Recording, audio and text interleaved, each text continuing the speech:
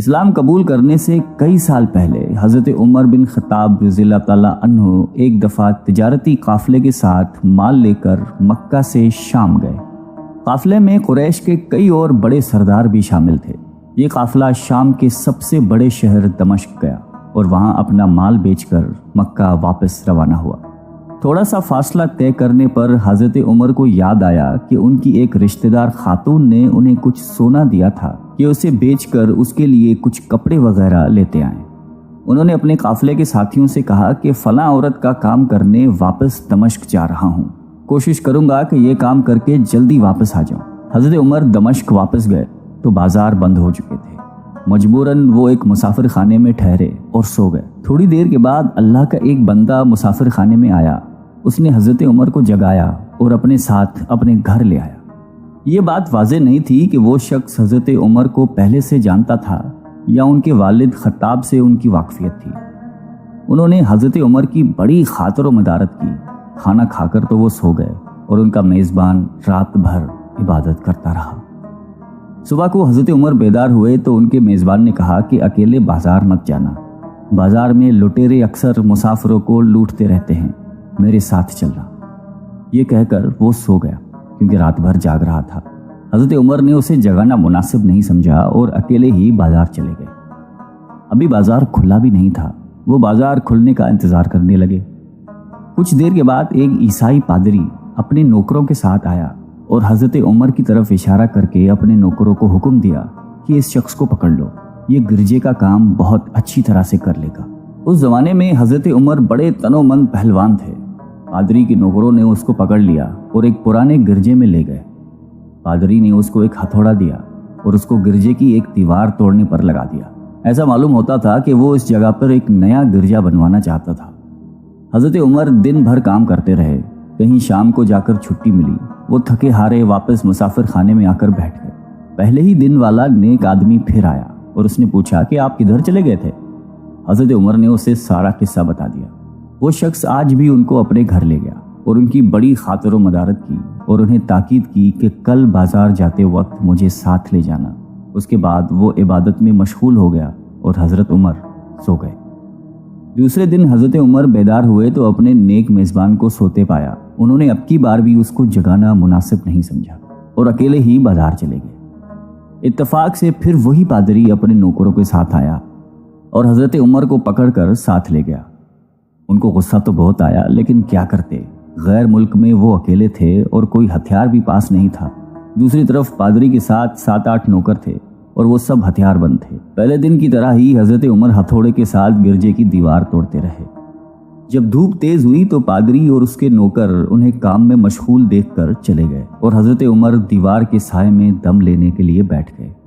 اتنے میں وہ پادری گھوڑے پر سوار چپکے سے آیا اور حضرت عمر کے سر پہ ضرب لگائی اور کہا کہ ہم سب گھر گئے تو نے کام ہی چھوڑ دیا۔ اب حضرت عمر کو صبر کی تاب نہ رہی۔ انہوں نے ادھر ادھر نظر دوڑائی، ہر طرف سناٹا تھا۔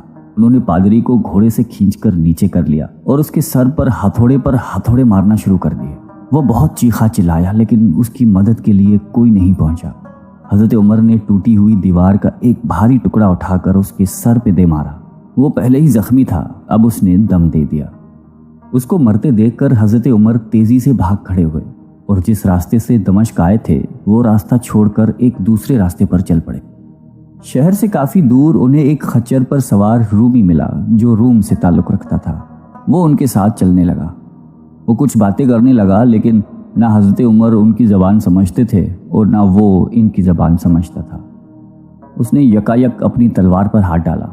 حضرت عمر سمجھ گئے کہ وہ ان پر وار کرنا چاہتا ہے۔ انہوں نے فوراً ہی خچر سے اسے کھینچ لیا اور اس سے تلوار چھین کر ایک ہی وار میں اس کا کام تمام کر دیا۔ پھر آپ خچر پہ سوار ہو کر آگے چلے۔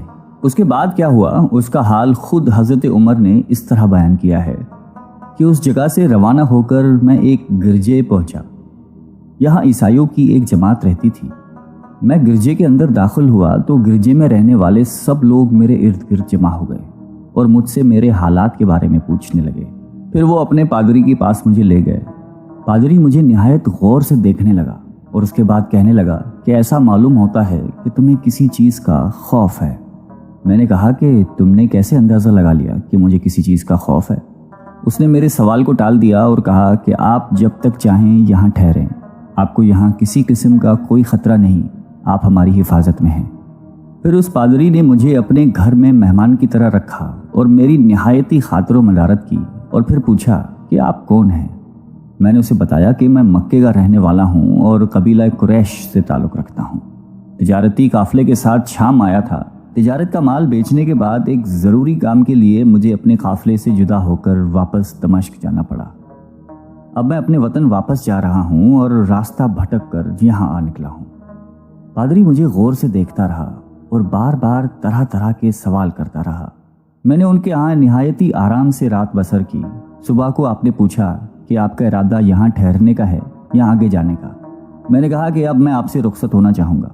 یہ سن کر پادری نے اپنا ایک شاندار گدھا، جو بڑا خوبصورت اور نہایتی تیز رفتار تھا، لے آیا۔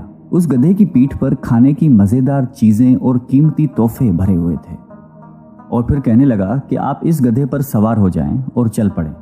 راستے میں آپ کا گزر کسی عیسائی کے مکان کے پاس سے ہوگا تو وہ آپ کو اس گدھے پر سوار دیکھ کر آپ کی بے حد تعظیم کرے گا اور آپ کی خاطر و مدارت میں کوئی کسر نہیں چھوڑے گا۔ یہ کہہ کر پادری نے میرا ہاتھ پکڑا اور تنہائی میں لے کر کہنے لگا کہ اے عمر، آپ پر میرا حق واجب ہو گیا۔ میں نے کہا بے شک۔ اس نے کہا آپ کا تعلق ایک معزز قوم سے ہے، میری آپ سے ایک غرض ہے۔ میں نے کہا کہ آپ بیان کر لیں، لیکن حیرت کی بات ہے کہ آپ جیسا بڑا آدمی مجھ جیسے پریشان حال مسافر سے کوئی غرض رکھتا ہو۔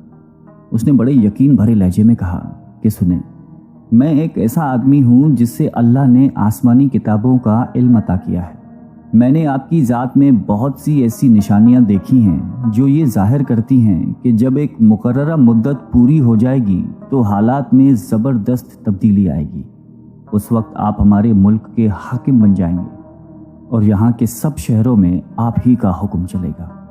اس کے بعد پادری نے اپنی جیب سے دوات، قلم اور کاغذ نکال کر کہا کہ میری غرض یہ ہے کہ آپ اس کاغذ پر لکھ دیں کہ اس گرجے اور اس کی جائیداد پر کسی قسم کا کوئی موصول لاگو نہیں کیا جائے گا۔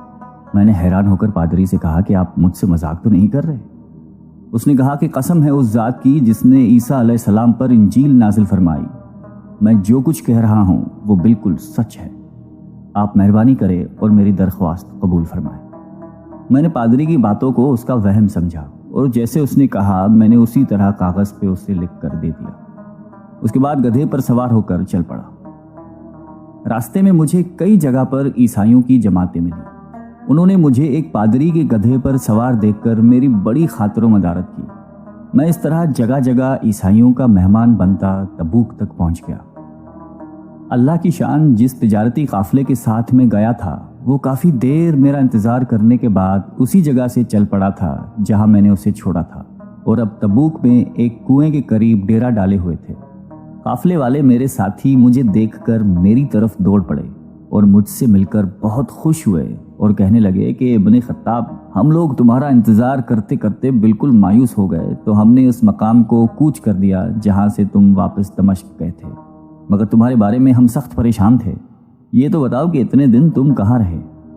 میں نے وہ تمام حالات بیان کیے جو مجھے پیش آئے، لیکن پادری سے جو میری گفتگو تنہائی میں ہوئی وہ بالکل ظاہر نہیں کی، کیونکہ میں پادری کی اس باتوں کو اس کا وہم سمجھتا تھا اور اس کے عقیدے کی کمزوری سمجھتا تھا۔ قریش کے ایک سردار ابو سفیان بھی اس قافلے میں شامل تھے۔ انہوں نے مجھے اس شاندار گدھے پر سوار دیکھ کر کہا، ارے تم لوگ اس نوجوان کی اقبال مندی تو دیکھو، اسے کسی ایسے میدان میں چھوڑ دیا جائے جہاں نہ پانی ہو نہ سبزہ، پھر بھی اسے رزق مل جائے گا۔ پادری نے رخصت کرتے وقت مجھ سے کہا تھا کہ جب میں اپنے ساتھیوں کے پاس پہنچ جاؤں اور گدھے کی ضرورت نہ رہے تو اس کی رسی کو مضبوطی سے باندھ کر گدھے کو اسی جگہ پر چھوڑ دو، لہٰذا میں نے ایسا ہی کیا۔ یہ دیکھ کر ابو سفیان نے کہا کہ ارے تم نے کیا کر دیا؟ گدھے کو ایسی جگہ پہ چھوڑ دیا جہاں پہ چور اچکے اور درندے اکثر گزرتے رہتے ہیں۔ میں نے کہا اس کے مالک نے مجھے ایسا ہی کرنے کی ہدایت کی تھی، وہ اس کی عادتوں سے زیادہ واقف ہے۔ اب وہ جگہ گدھے والا کنواں کے نام سے مشہور ہے۔ وہاں سے روانہ ہو کر ہمارا قافلہ مکہ پہنچا۔ میری اور پادری کے درمیان جو گفتگو ہوئی تھی وہ مجھے بھلائے نہ بھولتی تھی۔ پہلے تو کئی دن تک میں نے اسے اپنے دل میں ہی رکھا، پھر مجھ سے ضبط نہیں ہوا اور یہ راز میں نے اپنے رشتہ دار خاتون کے سامنے ظاہر کیا جس نے مجھے سونا دیا تھا۔ وہ بڑی عقلمند خاتون تھی. اس نے مجھ سے کہا کہ اے ابن خطاب، میں تمہارے بچپن ہی سے تم میں اچھی نشانیاں دیکھ رہی ہوں.